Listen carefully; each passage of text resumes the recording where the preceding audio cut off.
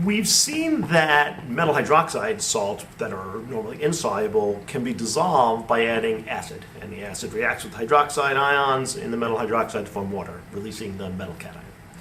Another potential way to dissolve the metal hydroxide is to react it with a complexing agent, and that is a molecule that will bond to the metal, form a covalent bond to the metal, and surround it, and therefore essentially eject or release the anion that was the hydroxide ions that were there. And so we're going to try this using ammonia, which is a pretty well-known complexing agent. And a term when we do this is called Lewis acid-base chemistry, where the ammonia uses a lone pair on the nitrogen atom to form bonds to a bond to the metal, and multiple ammonias will surround the metal. So let's try that out. We're going to try this out first with copper, and then we'll try a couple other metals as well.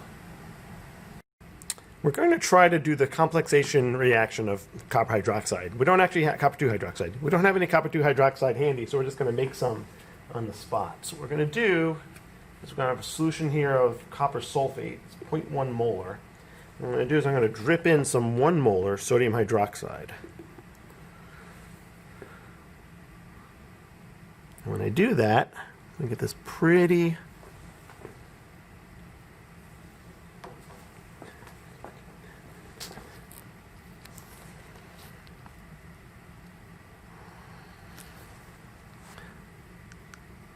light blue solid forming.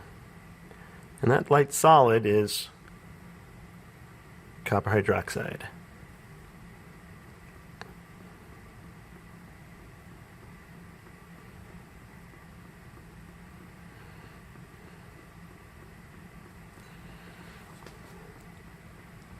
It has a certain snow globe feel to it.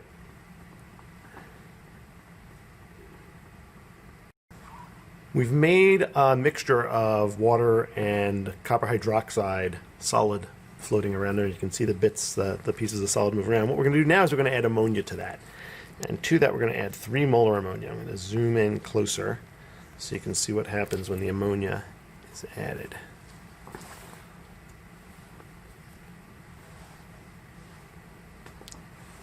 Make the spinner go a little faster. So as I drop it in close, you can see where the ammonia hits. It makes some darker blue solution, which then dissipates. So I'm going to start adding more and more ammonia.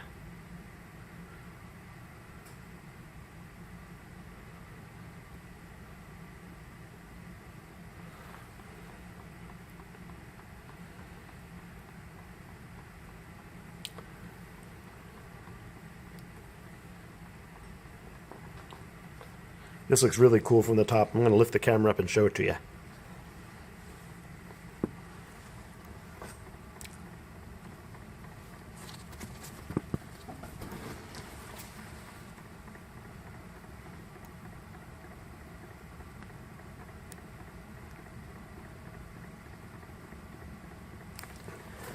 That didn't work.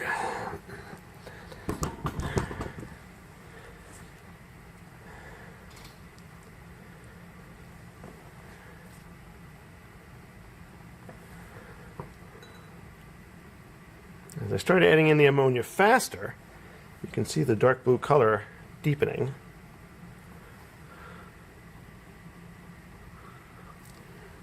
And the light blue solid dissipating.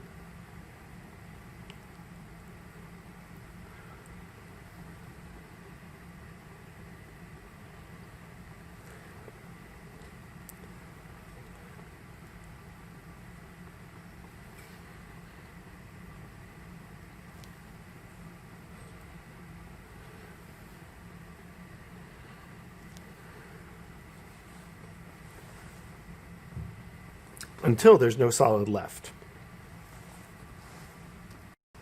It's kind of hard to see in the camera that there's no solid left. It's actually kind of hard to tell in person. So what I'm going to do is I'm going to turn this off. What I'm going to do is I'm going to take this off. And I'm going to pour a little bit of the solution into a smaller beaker, which has a smaller path length, so it'll be easier to see through. And so now if I hold this up, it's much easier to see that it's transparent. And so you can see it, there's no There's no solid in there at all. So the copper hydroxide that we originally formed has dissolved by addition of ammonia. Here's anything to notice, class. On the left is the copper sulfate solution we started with, which was 0.1 molar. And on the right is the copper ammonia complex we just made, which is a little bit less than a 0.1 molar because we add some ammonia to it. So they're basically about the same concentration of copper, but the original copper sulfate is much, much paler blue. The copper ammonia complex on the right is much, much darker blue. So what we should do is we should take a look at this in our spectrometer and to look at the UV visible absorption spectra for each of these solutions. So we've transferred the two solutions into 1 centimeter cuvettes, and we're going to look at these in the spectrometer. Okay, so we'll start by blanking or zeroing or calibrating, however you want to say it, the spectrometer.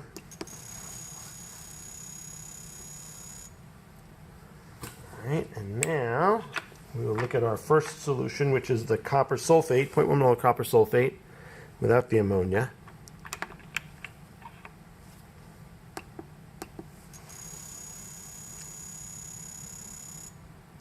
And we see it has an absorption maximum around 800 nanometers, around 0.4 absorbance units, as expected for copper 2+ in solution. And now our copper 2+ in the presence of an excess of ammonia.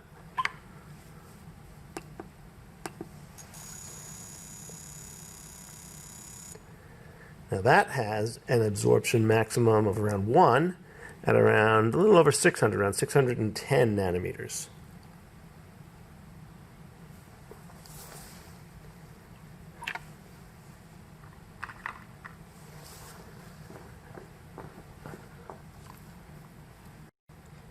For the copper ammonia complex, its absorption maximum is actually only around 2.5 times higher than the copper sulfate solution. But the majority of the band is in the visible region, all the way from 400 and maybe 450 all the way up to 700.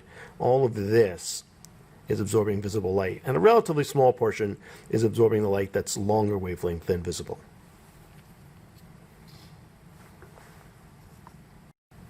The copper sulfate solution has an absorption maximum of around 0.4, but notice most of that band, most of the absorption happens at wavelengths longer than the visible region, that is longer than 700 nanometers. A relatively small fraction of the light that's absorbed is in the visible region, that is shorter than 700 nanometers.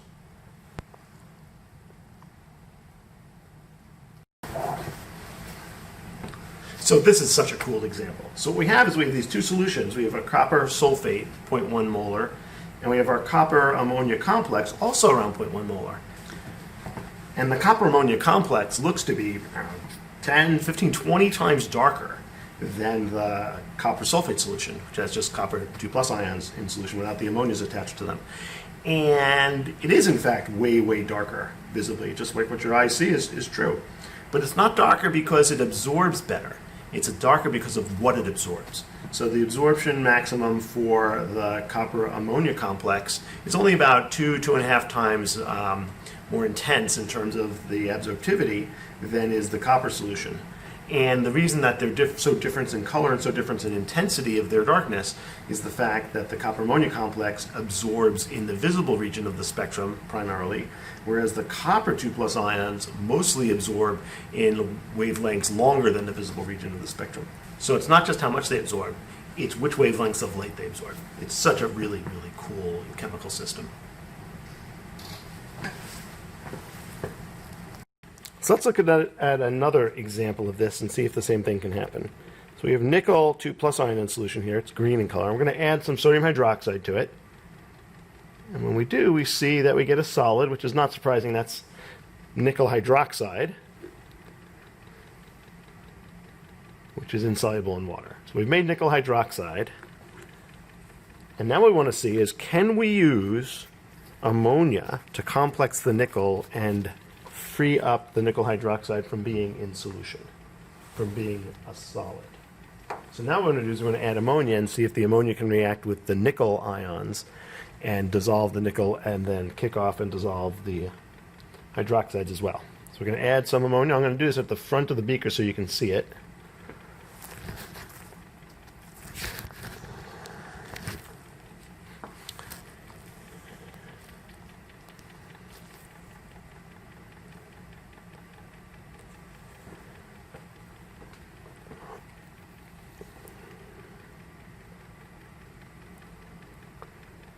not seeing a color change as dramatic as we did with the copper, but you can see it is actually changing color. It's making...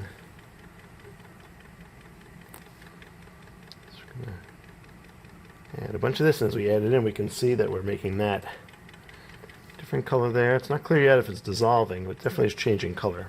If it's a color change, my friends, there's a chemical change.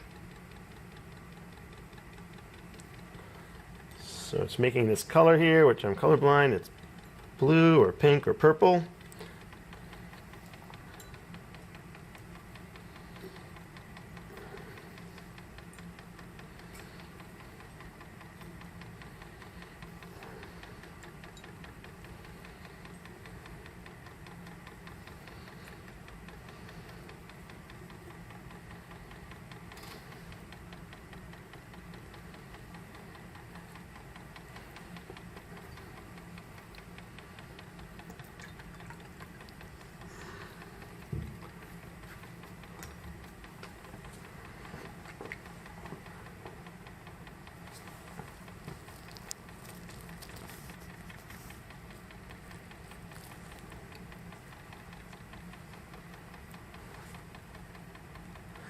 So I've added quite a lot of ammonia in now, and much of it seems to be dissolved, but there's still some particles floating around. So I'm going to turn off the stir and see what happens when it settles.